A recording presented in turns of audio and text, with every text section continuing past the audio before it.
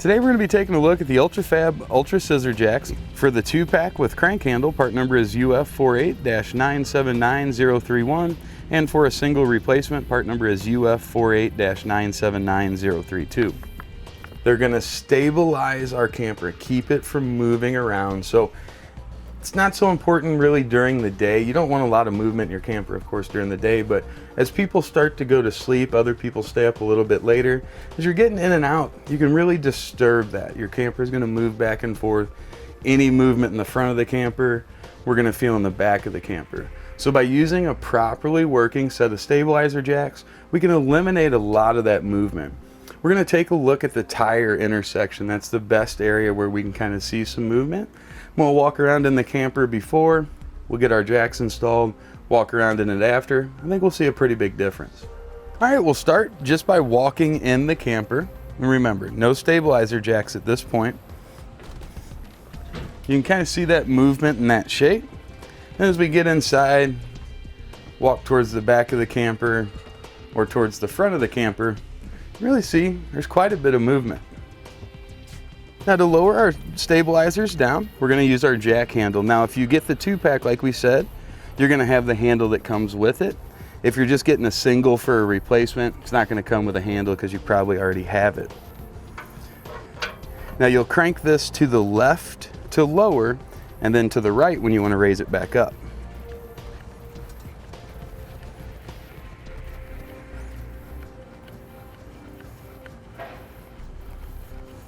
Now if you don't want to use a crank handle like this, you can use a 3/4 inch socket, or you can use the Ultra-Fab speed socket, which is part number UF48-979005. Now we're going to take all of our stabilizers down once our trailer is level. These aren't really designed for leveling, these are designed for stabilizing. So we'll bring them down till they make contact on all 4 corners. At that point, just want to put just a little bit of pressure on them. That'll give us that stabilization effect. And once we have those deployed, I'm going to take basically the same path I did before through the camper, and you'll see what a difference it makes. We are up the steps inside, moving towards the back, back up towards the front. I can tell you inside it feels much more solid. You don't feel the camper shifting side to side as you move around. Now overall, this stabilizer jack is going to be much more sturdy and stable than what you're going to get from the factory, and really stronger than a lot of the ones that we offer from different competitors. This one offers a 6,500 pound capacity, so as a pair you're looking at 13,000 pounds. A lot of the other ones that you're going to see are going to be 5,000 pound, maybe a 6,000 pound capacity. I also like the screw mechanism that you see here. It's a little bit larger than what we see on some of the other ones. It's going to come pre-lubricated for you. Yellow zinc here on the end and on our barrel nuts here on each side, which cause our jack to operate. That should keep corrosion to a minimum. Really all you'll have to do every now and then, just add a little bit of grease here in this working surface, keep everything lubricated. They should last a very long time. We've got steel construction here on our arms with a black powder coat finish, so overall really good, resilient to any of those kind of elements we might encounter while we're heading down the road. From side to side we've got 9 inches. From the front edge to the back edge of our foot plate we've got 5. Now as far as the attachment point to our camper, you can see our plate here. This is going to be 3.5 inches wide, and overall from the end here to the opposite end we're looking at about 7.25 inches. This is going to be an excellent foot plate for most surfaces we're going to be camping on. Maybe soft sand, really soft dirt or mud. You might need to put something down like a piece of wood to give it a little bit more energy dissipation. But outside of those situations that you might not be camping in anyway, these are going to do a great job on any harder surface. Now overall we've got a 30-inch distance of travel from our jack, so that should work out with just about any camper, even one like this where it's set up a little bit higher. These are available in a 24-inch variety as well. If you need a little less space or if you don't have quite that much room, those would be a good option also. These Ultra-Fab jacks tend to get very good reviews. It's kind of like Gene S says, the quality is great and they fit right where the previous jacks fit.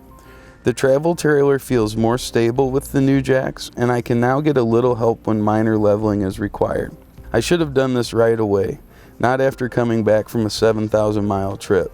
Now your stabilizer jacks are connected to your frame. You can see here in this setup they're using 3 self-tapping screws on each side. The great news is these brackets are pretty universal, so swapping out stabilizer jacks doesn't take a long time, doesn't take a lot of effort. We're just going to get these backed out of here.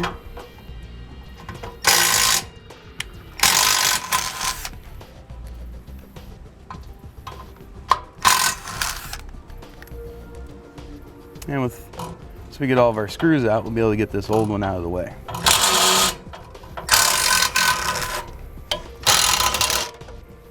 Got 4 holes here for attachment.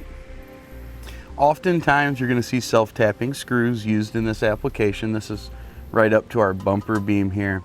Now if you're adding these, maybe you're adding these to an enclosed trailer or something that traditionally doesn't have stabilizers, just want to make sure you're on a solid piece of steel, like right here, or even on your frame here. That's going to give you a great attachment point. Make sure that you've got plenty of support there. Got our new one, we're going to bring it up. We're just going to reuse our existing hardware.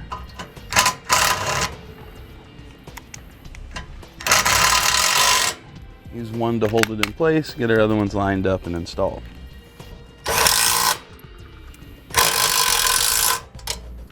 Now these can also be welded right onto your camper or your trailer, whatever you want to do.